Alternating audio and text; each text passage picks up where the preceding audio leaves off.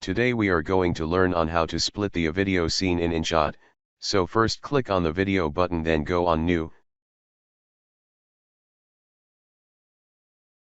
Then select our videos, then let's go to the next step.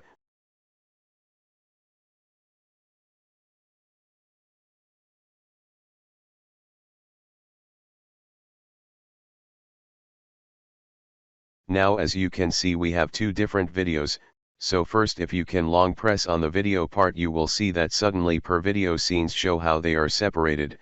So first make sure you on a scene you wanna split, so let's find precut in our tools. Then as you can see we have so many button to play with.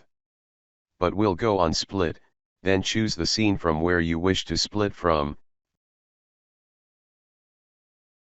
Then after, long press on any video, you will see that now we have three scenes, so if we'd move the second scene to the last, and play the video,